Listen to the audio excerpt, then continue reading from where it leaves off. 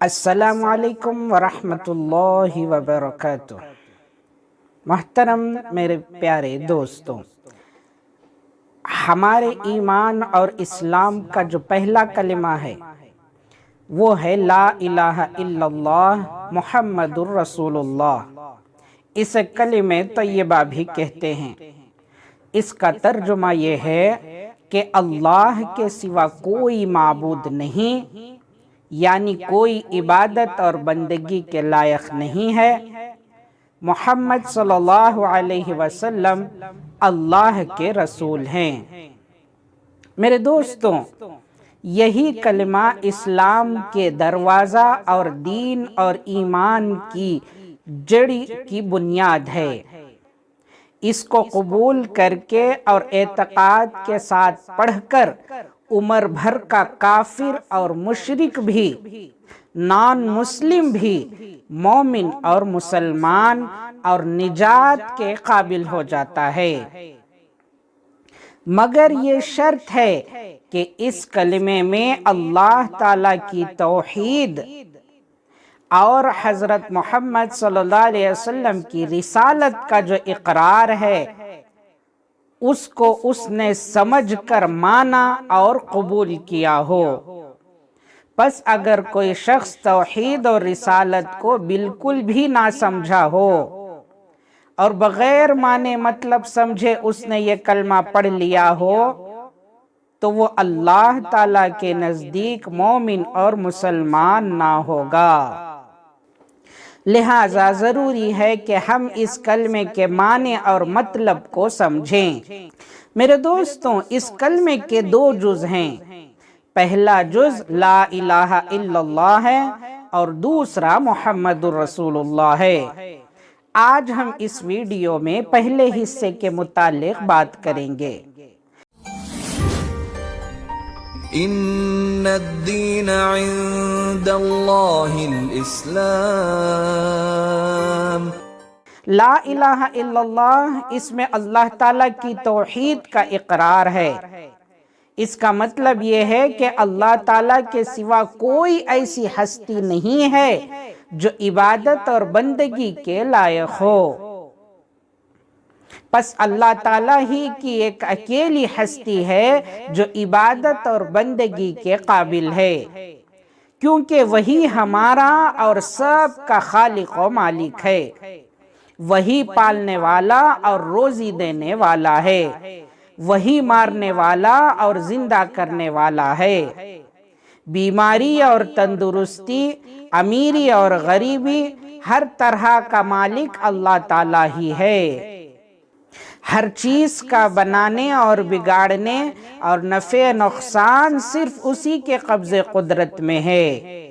اس کے سوا زمین اور آسمان میں جو ہستیاں ہیں، خواہ انسان ہو یا فرشتے، جنات ہو یا جانور، سب اس کے بندے اور اس کے پیدا کیے ہوئے ہیں۔ اس کی خدائی میں کوئی اس کا شریک اور ساجھی نہیں ہے، یعنی کوئی اس کا پارٹنر نہیں ہے، اور نہ اس کے حکموں میں الٹ پلٹ کا کسی کو اختیار ہے، اور نہ اس کے کاموں میں دخل دینے کی کسی کو مجال ہے۔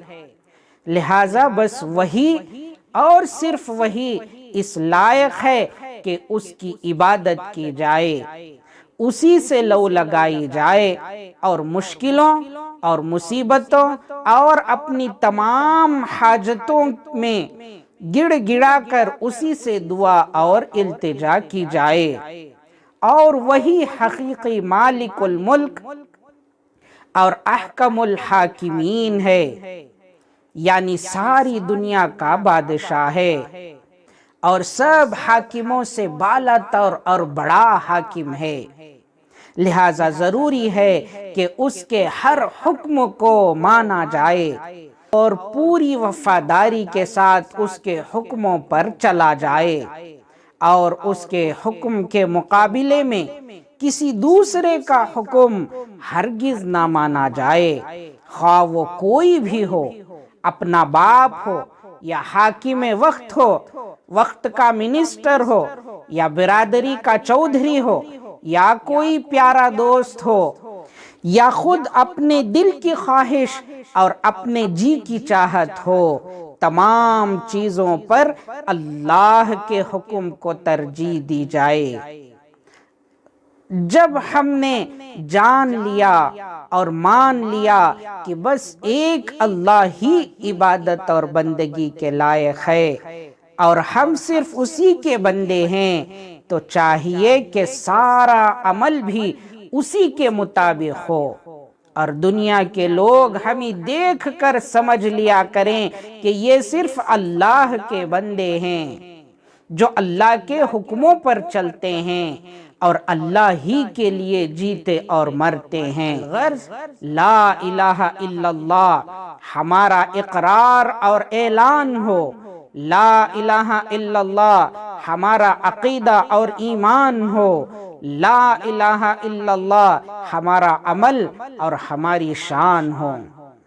میرے دوستوں، یہ لا الہ الا اللہ دین کی بنیاد کی پہلی اینٹ اور سارے نبیوں کا سب سے اہم اور اول پہلا سبق ہے، اور دین کی تمام باتوں میں اس کا درجہ سب سے اونچا ہے۔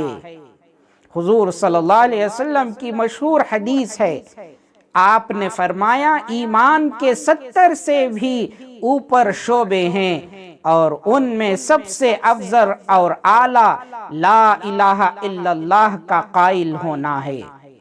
اسی لیے ذکروں میں بھی سب سے افضل ذکر لا الہ الا اللہ کا ذکر ہے۔ چنانچہ ایک دوسری حدیث میں ہے، افضل الذکر لا الہ الا اللہ، تمام ذکروں میں افضل اور اعلیٰ ذکر لا الہ الا اللہ ہے۔ حدیث پاک میں آیا ہے کہ اللہ تعالیٰ نے حضرت موسیٰ علیہ السلام کے ایک سوال کے جواب میں فرمایا کہ اے موسیٰ، اگر 7 آسمان اور 7 زمینوں جو کچھ ان میں ہے ایک ترازو کے پلے میں رکھی جائے اور دوسرے میں لا الہ الا اللہ رکھی جائے تو لا الہ الا اللہ کا پلہ ہی بھاری رہے گا۔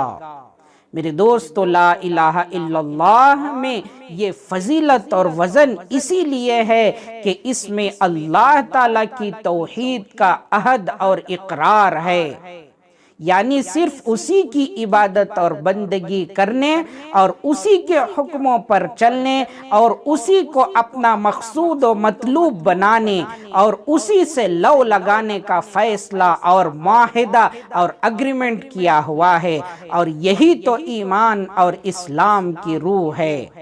اور اسی واسطے حضور صلی اللہ علیہ وسلم کا مسلمانوں کو حکم ہے کہ وہ اس کلمے کو بار بار پڑھ کے اپنے ایمان کو تازہ کیا کریں۔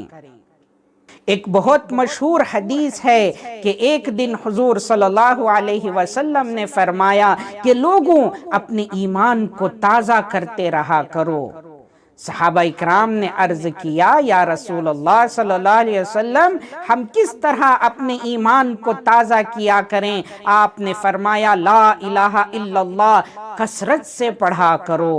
لا الہ الا اللہ کے پڑھنے سے ایمان کے تازہ ہونے کی وجہ یہی ہے کہ اس میں اللہ تعالیٰ کی توحید، یعنی صرف اسی کی عبادت و بندگی اور اس سب سے زیادہ اسی کی فدائیت اور محبت اور اسی کی اطاعت کا عہد اور اقرار ہے۔ اور جیسا کہ عرض کیا گیا، یہی تو ایمان کی روح ہے۔ پس ہم جتنا سمجھ کے اور دھیان کے ساتھ اس کلمے کو پڑھیں گے، یقیناً اتنا ہی ہمارا ایمان تازہ اور ہمارا عقیدہ پختہ ہوگا، اور انشاءاللہ لا الہ الا اللہ پر ہمارا عمل اور ہمارا حال ہو جائے گا۔ پس میرے دوستوں، طے کر لیں کہ حضور صلی اللہ علیہ وسلم کے حکم اور ارشاد کے مطابق ہم اس کلمے کو دھیان کے ساتھ اور سچے دل سے کثرت کے ساتھ پڑھا کریں گے، تاکہ ہمارا ایمان تازہ ہوتا رہے اور ہماری پوری زندگی لا الہ الا اللہ کے سانچے میں ڈھل جائے گی انشاءاللہ۔ ہم نے جو باتیں آپ سے کہیں، یہ بہت ہی ضروری باتیں تھیں۔ یہ باتیں اگر آپ کو اچھی لگی ہیں تو اس ویڈیو کو لائک کریں اور ہمارے دوسرے بھائیوں تک بھی اس ویڈیو کو پہنچانے کی کوشش کریں۔